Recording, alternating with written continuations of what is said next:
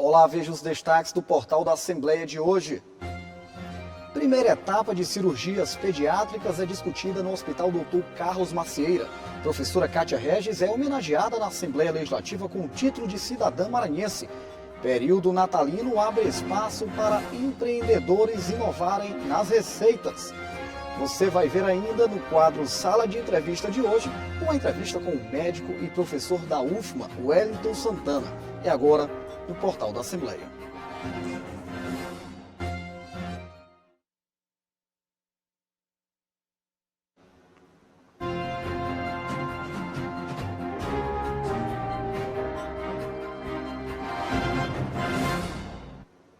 O deputado Duarte Júnior se reuniu com profissionais da saúde para discutir sobre a primeira etapa de cirurgias pediátricas, que vai acontecer no Hospital Dr. Carlos Macieira, em São Luís. Vamos agora aos detalhes. O deputado Duarte Júnior participou do encontro com pais e profissionais da saúde do Hospital Dr. Carlos Macieira, onde discutiu a primeira etapa de cirurgias pediátricas. O parlamentar destinou uma emenda no valor de R$500 mil para a realização dessas cirurgias. Essa é uma emenda particular minha, R$1 milhão para a saúde em São Luís, para a saúde do nosso estado.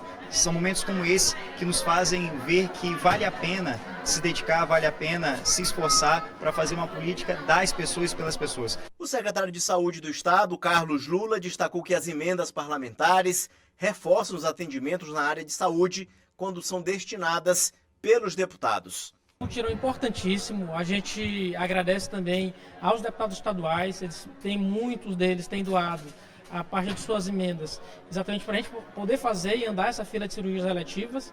E aqui a gente está fazendo exatamente a ideia de rede. O Hospital Carlos Macieira ele não é um hospital vocacionado para a cirurgia pediátrica, mas nesse caso, em razão da nossa estrutura, do Juvencio Matos, que já faz boa parte dessas cirurgias, não teria capacidade de rodar essa quantidade de cirurgias, a gente está utilizando aqui. Mais de 200 cirurgias pediátricas vão ser realizadas até o mês de março de 2020 no Hospital Dr. Carlos Macieira. Serão realizados um total de 240 procedimentos cirúrgicos. Procedimentos cirúrgicos esses divididos em cirurgias gerais, pediátricas e cirurgias otorrinolaringológicas. Dentre as cirurgias gerais serão realizados procedimentos de fimose, corte do frênulo inferior da língua, as postectomias, serão feitos também as cirurgias de hérnias e as cirurgias de otorrino, principalmente as cirurgias das adenoides e das amígdalas, que tem uma carência muito grande na nosso estado. Samuel Souza, de 2 anos, foi beneficiado nessa primeira etapa de cirurgias pediátricas. Ele já estava na fila de espera já há 1 ano e 2 meses, e aí quando a gente recebeu esse telefonema para ele fazer esse procedimento, a gente ficou muito feliz, porque, enfim, vai acabar essa angústia da espera. A Isis da Silva, de 2 aninhos, vai finalmente se livrar de um dedo extra em uma das mãos. Também por causa de bullying, São um dedinho a mais, aí evita o bullying na escola, futuramente ela logo vai para a escola ano que vem, E aí evita, Dia 30 de dezembro é a data limite para que os contribuintes possam aderir ao Refaz 2019. O Programa de Recuperação de Crédito da Fazenda Municipal de São Luís tem como objetivo oferecer até 100% de descontos nos juros e multas para quem tiver débito com o fisco da capital. O programa relaciona impostos como o ISS, IPTU, Alvará e outros. O contribuinte pode buscar mais detalhes através do site saoluís.ma.gov.br. A professora e doutora em educação Kátia Regis foi homenageada no plenário da Assembleia Legislativa. Na oportunidade, a paulista do município de Santo André recebeu o título de cidadã maranhense. O plenário da Assembleia Legislativa sediou a solenidade que homenageou com o título de cidadã maranhense a professora e doutora em educação Kátia Evangelista Regis. Aprovada pelos deputados estaduais, a iniciativa partiu do deputado Duarte Júnior. A professora Kátia, que desempenha há mais de 10 anos um excelente trabalho na Universidade Federal do Maranhão, garantindo a informação, o empoderamento do direito da pessoa negra, das culturas africanas, que é muito importante no nosso estado, e esse estado que é pioneiro no implemento dessa educação, no implemento dessa disciplina na universidade. O Maranhão é referência e por isso a professora Kátia, que desempenha um excelente trabalho, que é reconhecido pelos alunos e também pelos professores, não foi à toa que essa ideia, essa iniciativa foi uma demanda dos professores da Universidade Federal e eu, como aluno, ex-aluno da Universidade Federal do Maranhão, no mestrado em Políticas Públicas, não estou fazendo nada mais do que o meu dever enquanto deputado estadual que hoje sou. Doutora Kátia Regis começou sua trajetória na Universidade Federal do Maranhão, lecionando em licenciatura interdisciplinar em Ciências Humanas no campus Pinheiro. Em 2014, ela concluiu seu pós-doutorado pela PUC de São Paulo. Ela é autora da proposta que criou o ensino de História e Cultura Afro-Brasileira do Maranhão, primeira graduação em estudos afro-brasileiros do país. Doutora Kátia falou sobre a homenagem do Legislativo maranhense. É uma grande honra, realmente um orgulho para mim e para minha família receber este reconhecimento que eu acredito que é fruto do trabalho coletivo que vem sendo desenvolvido pela Licenciatura em Estudos Africanos e Afro-Brasileiros da Universidade Federal do Maranhão, uma iniciativa pioneira em nosso país, que tem tido nos últimos anos uma repercussão nacional e internacional por conta da inovação que estamos realizando nesta graduação. A solenidade contou com um vídeo de apresentação do trabalho realizado pela professora no estado. O encontro reuniu militantes e autoridades na sede da Assembleia Legislativa. Os convidados destacaram a importância do trabalho da doutora para o processo de igualdade racial. Para nós é um momento de alegria e nós tínhamos que estar aqui para parabenizar a professora Kátia Regis, parabenizar toda a licenciatura da UFMA, a Universidade Federal do Maranhão como um todo, e principalmente aqueles que são os receptores de todo esse conhecimento, que são os alunos, né, do curso de licenciatura em África e Afro-Brasileira. Essa homenagem é uma homenagem extremamente justa e merecida. Os serviços prestados que ela tem desenvolvido à frente do curso de História e Cultura Afro-Brasileira na universidade dá uma outra dimensão dentro da academia da importância do povo africano, dos afro-brasileiros para a sociedade maranhense. Então, eu quero parabenizar a Assembleia e ao deputado Duarte Júnior por essa iniciativa. Veja no próximo bloco, empreendedores aproveitam um período natalino para faturar renda extra.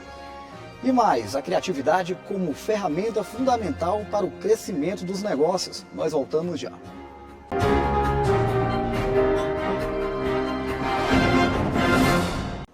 A gente acompanha agora duas histórias de empreendedorismo baseadas em talento e dedicação. A repórter Milena Dutra foi conferir de perto e nos conta um pouco da rotina de uma cozinheira e de uma artesã que decidiram empreender. O Natal de Fabiana nunca mais foi o mesmo. Tem um gostinho diferente, um sabor especial. Ela prepara pratos sob encomenda para as ceias natalinas. As delícias conquistaram o paladar de familiares, dos amigos. Foi aí que ela decidiu, há quase 3 anos, deixar a profissão de comerciária e transformar o talento para a cozinha em fonte de renda. 3 anos que eu não tenho Natal. O meu Natal é na casa de cada cliente que eu faço a comida. Então, eu estou espalhada aí em várias mesas, em vários lugares ao mesmo tempo. O tempero identificou essa necessidade. Muita gente procura praticidade. E aí a gente comprou a ideia e exatamente 3 anos que a gente está fazendo ceias de Natal, com muito prazer, com sucesso. Tanto que esse ano até nos surpreendeu. A gente acabou falando, não, a gente não vai fazer, mas a procura foi tão grande que a gente falou, não, a gente não pode dizer não aos nossos clientes e a gente resolveu fazer. Além de produzir pratos deliciosos para as ceias de Natal, a Fabiana também elabora boxes de Natal, que vem com panetone, vinho, champanhe. É uma forma de ganhar um dinheirinho a mais. E ela conta que nesse período chega a lucrar mais de 100% com as vendas. É realmente uma data festiva e época de ganhar dinheiro. Além das nossas comidas, a gente também leva os boxes. Agora esse, por exemplo, a gente fez com panetone e com champanhe, mas a gente também faz com flores, queijos, presentes, cartões, bolas personalizadas, balão. A gente faz tem um universo aí de coisas para se trabalhar e o tempero está sempre buscando atender o cliente, a necessidade do cliente. Michele também viu no Natal uma data sugestiva para ganhar um dinheirinho a mais. Há quase 6 anos, quando ficou desempregada, decidiu apostar no artesanato e ano passado investir em decoração natalina. A terapeuta e artesã fabrica bolinhas decorativas, caixas personalizadas, até calendário e agenda. A renda nessa época de festas de fim de ano chega a aumentar em torno de 50%. Um presente de Natal para quem não para de trabalhar nesse período. Quando eu fiquei desempregada, olhei para um lado, olhei para o outro, nada de emprego. Eu disse, não, eu tenho que fazer alguma coisa. E como eu já tinha um dom, né, vamos dizer assim, eu investi, fui com a cara e a coragem. Eu comecei aos poucos, eu mesmo cortava com a tesoura, né? Então eu fui criando minha arte, minhas obras, e aí hoje eu estou aí. Fabiana e Michele são empreendedoras. Apostaram tudo no próprio talento, seja para a elaboração de pratos deliciosos, seja para a fabricação de lindas peças decorativas. Nos 2 casos, produção de obras de arte de pessoas criativas, que ajudam a impulsionar a economia e a crescer o setor do empreendedorismo. A economia criativa é uma das atividades econômicas que mais cresce a nível de mundo e a nível de Brasil também. Então, é uma das atividades que o Sebrae tem como prioridade estratégica. Então, a gente atende aqui os empreendedores criativos com uma série de ações voltadas para empreendedorismo, para finanças, para marketing, para ações de mercado, para eventos. Então, é uma atividade que a gente aposta por ser uma atividade crescente. Para quem tem uma boa ideia, talento nas mãos e deseja apostar na economia criativa, o primeiro passo é fazer o que gosta e conhecer o mercado. São nesses períodos festivos que a criatividade ela se aflora, vem mais ideias, vem mais inovação, então são períodos propícios para a geração de renda mesmo e criação de produtos diferentes.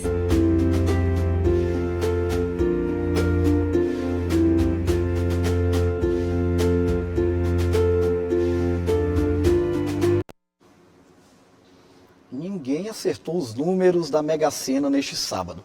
O próximo concurso vai ser feito dia 31 e deve pagar até 300 milhões de reais. A Caixa Econômica Federal já começou a receber as apostas. E agora vamos acompanhar mais algumas histórias de empreendedorismo. Desta vez, eu fui conferir de perto 2 casos que reúnem inovação e originalidade no mundo dos negócios sem perder o clima natalino. Vamos lá. Com as mãos literalmente na massa, Douglas e Camila resolveram inovar e apostaram em uma panificadora voltada para os benefícios nutricionais. Por aqui, todo cuidado é pouco na hora de fabricar os pães artesanais, um produto diferenciado e com atrativos que envolvem sabor e qualidade nutricional. A vantagem desse pão, além de ser muito saboroso, né, um alimento um produto que alimenta, né, de verdade. As leveduras consomem o amido do trigo, né? Então ela diminui o índice glicêmico do pão. Então, para quem tem que fazer uma dieta, tem que ter o controle de glicemia, esse pão é bem legal, atende bem legal. Além de ser bem saboroso, dura um tempo longo, né? Dura mais de 5 dias fora da geladeira. Então você tem um pão saudável e saboroso por um bom tempo. E quem trabalha com inovação não pode deixar de fora as novidades que o período natalino pode proporcionar. Afinal, empreendedorismo é isso. Por aqui, o tradicional panetone ganhou versão especial. Tudo para oferecer opções e qualidade aos clientes. Nosso panetone também é de fermentação natural, né? Só lembrando que tanto o nosso pão quanto o panetone é feito com trigo orgânico, né? Então, desde o campo não tem aditivo químico, no moinho, aqui muito menos. E o legal do nosso panetone aqui da Levan é que o aroma é feito por nós, né? Camila explica como surgiu a ideia de abraçar o segmento, tentando aliar comida saudável ao sabor especial. Nós escolhemos trabalhar com pão de fermentação natural por ele ser totalmente natural, sem aditivos químicos, um sabor muito diferenciado e por ter vários benefícios à saúde. Assim como os donos da panificadora, Carol também decidiu investir no ramo alimentício. Dona de uma conhecida fábrica de doces e salgados de São Luís, ela já possui mais de 100 funcionários e nos conta como começou essa história de empreendedorismo. Eu estava num momento de muita insatisfação pessoal e profissional, querendo dar um rumo para minha vida, fazer alguma coisa diferente, que me motivasse, que me mantesse ali de pé, firme para trabalhar. Então eu lembrei de uma época que eu vendia empadas para pagar a faculdade, eu vendia empadas, durante todo o meu período de faculdade eu vendia empadas para pagar. E pensei, por que não transformar isso num negócio, aumentar o mix de produtos e ganhar a vida dessa forma? Eu aprendi que eu gostava de cozinhar, que eu gostava muito desse ramo de comida, né, de alimentação, e resolvi investir nele. Na fábrica da Carol, as apostas também estão voltadas para o diferencial do produto. As receitas buscam agradar a clientela, oferecendo opções variadas. Com as proximidades do Natal, a coxinha, por exemplo, sofreu uma adaptação que tem agradado os consumidores. A queridinha dos clientes ganhou um ingrediente que a deixou ainda mais diferenciada: as passas. Carol explica que também tem buscado utilizar a internet a favor do seu negócio e que isso tem sido fundamental para o sucesso da empresa. Eu uso a rede social a meu favor. Eu tento o tempo todo, de uma forma bem dinâmica, vender o meu produto, mostrar que a Carolices está ali, e a gente inova o tempo todo, né? Uma coisa é você ter criatividade, uma coisa é você inovar. Quando eu tenho alguma ideia diferente, que eu vejo que dá muito certo, eu coloco em prática e aposto tudo naquela ideia, e tem dado muito certo. Então ficam aí bons exemplos para aqueles que querem decolar no mundo do empreendedorismo. Negócio competitivo é aquele que sempre busca inovar. Eu fico por aqui, mas a gente acompanha agora o quadro Sala de Entrevista com o jornalista Juraci Filho, que vai entrevistar o professor e médico, professor da Universidade Federal do Maranhão, o Wellington Santana.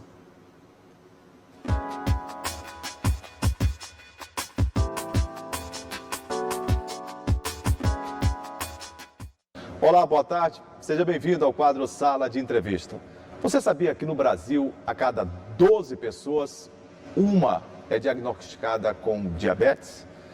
E você sabia que a grande maioria dessas pessoas não sabe que tem o diagnóstico de diabetes?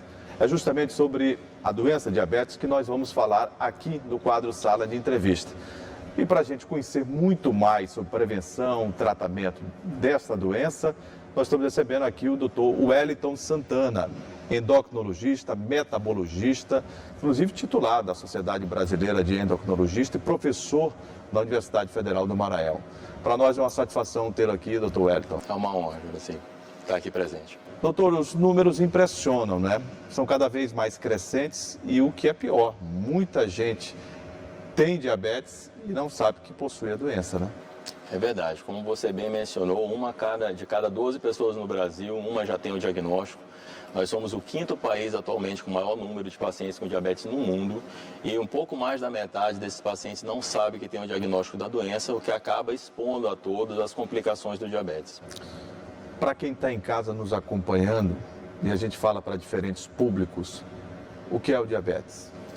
Diabetes, na verdade, não é uma doença única, mas sim um conjunto de doenças que tem em comum o aumento da glicose no sangue e as complicações decorrentes desse aumento da glicose no sangue. Essas complicações são complicações vasculares.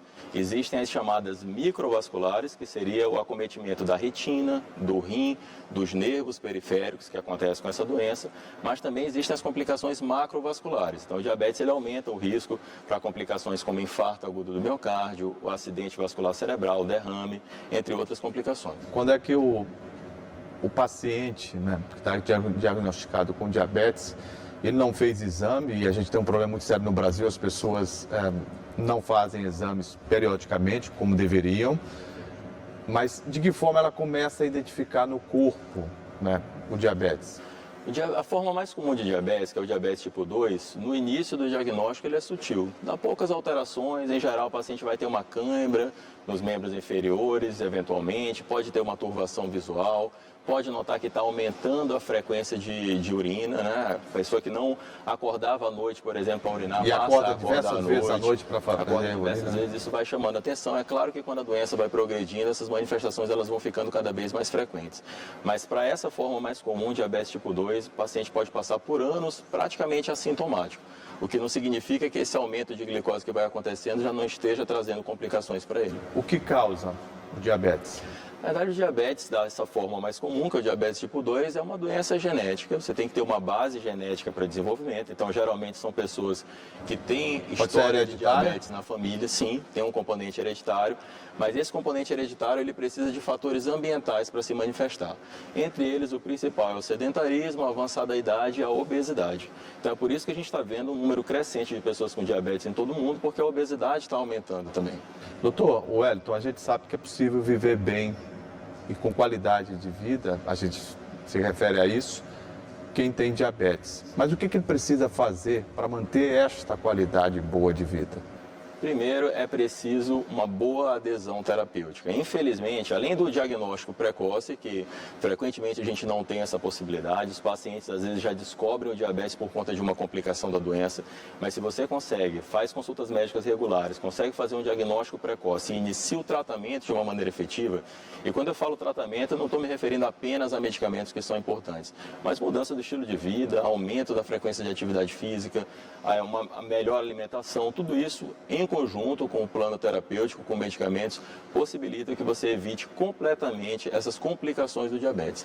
Então, todas as complicações do diabetes, elas são passíveis de prevenção, desde que o tratamento seja feito de maneira adequada. Se fala muito da questão do açúcar, né?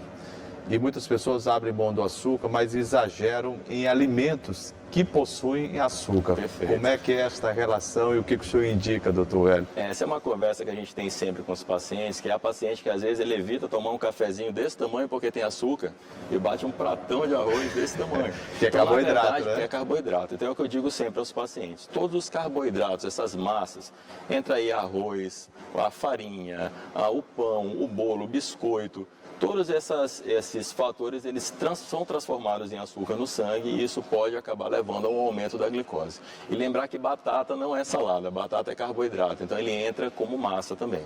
Tem alguns casos que as pessoas abrem mão da alimentação porque entendem que tudo faz mal e não é bem assim e entra numa hipoglicemia, né? Exatamente. A hipoglicemia é uma complicação do diabetes, é uma complicação do tratamento. Eu costumo dizer que é a mais ingrata das complicações, porque ela acontece com quem está se tratando. E a gente precisa de lançar mão de todos os esforços para evitar isso. Então, a hipoglicemia para quem está em casa é diminuição da glicose no sangue. Isso traz consequências como tontura, irritabilidade, tremor. E se o paciente não fizer nada para tratar isso, ele pode chegar a desmaiar. Essa complicação ela é revertida com a ingestão de pequenas quantidades de açúcar. Quais são as diferenças básicas entre a diabetes tipo 1 e a tipo 2? Então, a diabetes tipo 2, que é a mais comum, ela corresponde a mais ou menos 90% dos casos de diabetes. Geralmente, as pessoas, quando têm o diagnóstico de diabetes tipo 2, elas estão obesas, em torno de 80% a mais dessas pessoas. Independente se é obesidade mórbida ou não? Independente se é obesidade mórbida ou não. Até, na verdade, só o sobrepeso já coloca você sob um risco aumentado para desenvolvimento de diabetes. Risco, né? Essas pessoas geralmente têm uma história familiar forte de diabetes e conseguem tratar a doença, às vezes, só com medicamentos orais, mudança do estilo de vida. Um ou outro paciente vai precisar utilizar insulina. E a gente tem o diabetes tipo 1, que é a forma mais comum em crianças e adolescentes. 100% desses pacientes vão precisar de insulina para tratar o diabetes e eles não têm um componente familiar tão forte. Com a própria autoaplicação ou precisa de ir a uma unidade hospitalar? De preferência a autoaplicação, até porque há necessidade de várias aplicações ao longo do dia. Então seria inviável ter que ir ao hospital para fazer essas aplicações. Como é que está o maranhense em relação a esses cuidados e propriamente a doença? A gente, infelizmente, perdeu parte do arsenal que a gente tinha no estado para tratamento adequado das pessoas com diabetes, né? O CEMESP, que era o centro de referência nosso, foi desestruturado, infelizmente. E, apesar de todos os esforços, a gente ainda está longe de uma realidade que seja adequada para o tratamento do diabetes aqui no Maranhão. Mas a julgar pelos visto... seus atendimentos que o senhor faz, a gente tem visto alto, né? um número crescente de pacientes apresentando a doença. A gente sabe que, do ponto de vista epidemiológico, essa doença ela tem aumentado aqui no Maranhão também, especialmente entre os homens. Não se sabe ao certo porquê dessa diferença de sexo, talvez fatores relacionados a sedentarismo, a busca por médicos, que os homens acabam sendo mais negligentes, mais sejam os fatores responsáveis. Né? Sem sombra de dúvida, as mulheres são mais cuidadosas nesse aspecto. Doutor, em relação à cirurgia bariátrica, muitos recorrem à cirurgia bariátrica e à metabólica também para buscar uma remissão do diabetes. O senhor diria que ela é confiável, ela faz bem, tem resultados positivos ou em alguns casos pode ser que essa remissão não aconteça. Essa remissão, ela existe, ela é interessante, mas ela não vai existir para todos. Então, é preciso você saber adaptar quem é o paciente que vai se beneficiar em relação a isso. Geralmente, quem vai ter benefício com a cirurgia metabólica em termos de reversão de diabetes é aquele paciente com diabetes tipo 2, que não tem o diagnóstico há muito tempo, que não está em uso de insulina ou que utiliza doses baixas de insulina ao longo do dia e que é realmente extremamente obeso. Então, esse paciente, quando ele emagrecer, ele tem chance de reversão do diabetes. A cirurgia metabólica, ela sempre traz benefício para o diabetes, seja o diabetes tipo 1 ou diabetes tipo 2. Até porque essa cirurgia, se me permite, necessariamente. Algumas situações que levam, inclusive, o paciente a fazer a esteatose hepática, né, que é a gordura do fígado, né, situações de complicações, inclusive, já de hipertensão, e ela acaba diminuindo, né? O diabetes tipo 2, ele faz parte de um espectro de doenças chamada de síndrome metabólica. Então, esses pacientes, geralmente, eles têm obesidade, hipertensão, dislipidemia, que é a alteração do colesterol, triglicerídeo, a gordura no fígado, como você bem mencionou. Então, dificilmente o paciente com diabetes tipo 2, ele não vai ter pelo menos um desses outros componentes da síndrome metabólica. Nós estamos no momento para finalizar de festas e tem sempre aqueles que abusam um pouquinho de um pernil, de um peru, de uma carne com maior gordura. Eu queria que o senhor deixasse aqui algumas dicas importantes ao nosso público, né, de alimentação, de vida saudável, de prática de exercícios físicos, que são muito importantes nesse momento, para que eles possam se cuidar um pouco mais. Aliás, nós todos, né? É verdade. Então, o diabetes, de uma maneira geral, é uma doença passível de prevenção, desde que você tenha cuidados adequados em relação à alimentação, à atividade física. Qualquer atividade física, ela é benéfica, independente do tempo que você está fazendo, mas é claro que quanto mais você consegue instituir o exercício físico no seu dia a dia, ficando pelo menos fazendo 150 minutos no mínimo, né, de atividade física por semana, sem passar mais do que 2 dias sem fazer exercício, isso tem impacto em relação tanto à prevenção do diabetes quanto ao tratamento da doença. Então, instituir medidas para uma vida mais saudável, uma alimentação mais regular, com menos ingestão de carboidrato e aumento de exercício físico é fundamental para mudar esses números que a gente tem visto ultimamente. Eu conversei aqui no quadro Sala de Entrevista com um médico endocrinologista, metabologista, o Dr. Wellington Santana, que inclusive é médico, né, de diversas clínicas de instituições no estado do Maranhão e professor também universitário do curso de medicina da UFMA. Doutor Wellington, muito obrigado por ter vindo aqui. Se nós, por algum motivo, não nos vemos, os votos sempre de um ano cheio de graça, de paz, de felicidade para o senhor e toda a família. E muito obrigado pela contribuição que o senhor sempre nos dá aqui na TV Assembleia. Sou eu que agradeço por essa oportunidade. E eu fico por aqui com o quadro Sala de Entrevista. O portal da TV Assembleia volta amanhã. Fique ligado.